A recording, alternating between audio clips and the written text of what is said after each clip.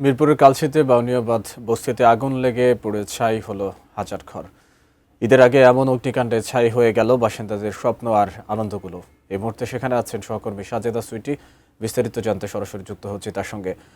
সুইটি, আমরা এর আগের খবরে দেখছিলাম আসলে আগুনে পুড়ে ছাই হয়ে যাওয়ার পরেও অবশিষ্ট কিছু জিনিস সেখানকার বাসিন্দারা কুড়িয়ে নিচ্ছেন। সেখানকার বাউনিয়া বস্তির সর্বশেষ পরিস্থিতি আপনার কাছ থেকে জানতে চাইব।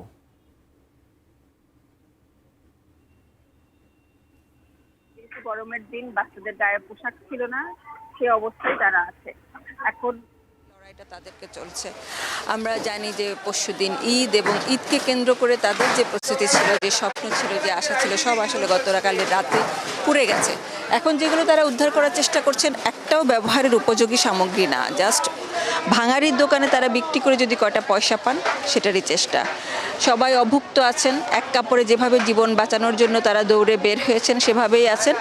এবং যেহেতু গরমের দিন বাচ্চাদের গায়ে পোশাক ছিল না, সে অবস্থায় তারা আছে। এখন তাদের জীবনটা এমনিতেই কঠিন, তাদের যে বিত্তের অবস্থা সেই জায়গায় এখন কঠিন থেকে আরও কঠিনতর জীবন তাদের হয়েছে। তবে এতটুকুই তাদের সান্ত্বনা, এতটুকু বড় পাওয়া যে তাদের জীবন বেঁচে আছে এবং তারা এখনও পর্যন্ত আশা করছেন যে এই জীবন চলবে। সেই চালানোর সংগ্রামটাই আমরা তাদের কাছ থেকে দেখতে পাচ্ছি। সরকারের প্রতি তাদের অনেক আবেদন আছে, কারো কারো অভিমানও আছে যে শুধু এই সরকার না, সব সরকারের আমলেই দেখা গেছে কোনো না কোনো বস্তিতে আগুন লাগে, কখনো কখনো দেখা যায় সেগুলো নাশকতার ঘটনা হিসেবেও দেখা যায়, প্রমাণ হয়েছে। এবং এখানেও কারো কারো সন্দেহ আছে যে এখানে নাশকতা হতে পারে, সন্দেহ বিশেষ করে একজনকে ধরা হয়েছে এরকম তারা বলছেন যে এই কারো কারো যে ভেতরের যে দ্বন্দ্বগুলো সেগুলোই এখানে অনেকগুলো মানুষের জীবনটাকে এভাবে থামিয়ে দিল, এভাবে বাধাগ্রস্ত করলো। এখন এখানে যারা আছেন তারা একটাই সহযোগিতা চান যে দ্রুত ভিত্তিতে তাদেরকে একটুখানি থাকা খাওয়ার ব্যবস্থা যদি করে দেওয়া হয়, পুনর্বাসনের ব্যবস্থা। সব তো সর্বস্ব তাদের চলে গেছে। একজনের সাথে কথা হচ্ছিল, তিনি 10,000 টাকা জমিয়েছেন তাদের সন্তানের ভবিষ্যতের কথা ভেবে, ভবিষ্যতের সেই 10,000 টাকা সহ চলে গেছে। ছোট বাচ্চা কাঁদছে যে তার ক্লিপ চলে গেছে।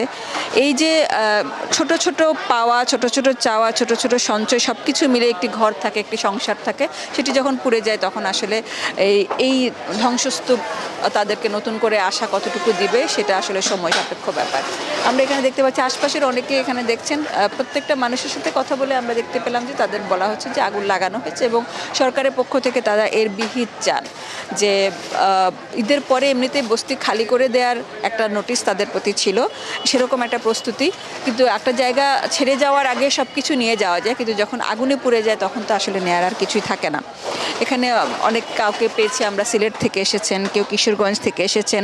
সেখানে দারিদ্র্যের জীবন থেকে বাঁচার জন্য উন্নত জীবনের আশায় ঢাকা শহরে এসে তারা তাদের এখানে সর্বস্ব হারানোর যে কষ্ট, যে ব্যথা, সেগুলো বলছিলেন। একটু আগে আমরা নিচে গিয়ে সবার সাথে কথা বলছিলাম যারা ধ্বংসস্তূপ থেকে কিছু না কিছু উদ্ধার করার চেষ্টা করছেন।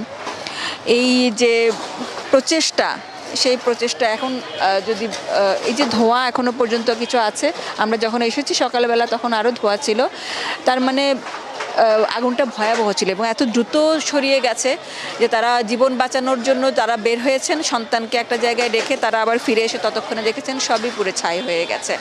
এখন তারা এটাই আর্জি জানাচ্ছেন যে একটু থেকে খেয়ে থাকার মতো বন্দোবস্ত যেন তাদেরকে করে দেওয়া হয়। মাহমুদ, এই হলো এখানকার পরিস্থিতি।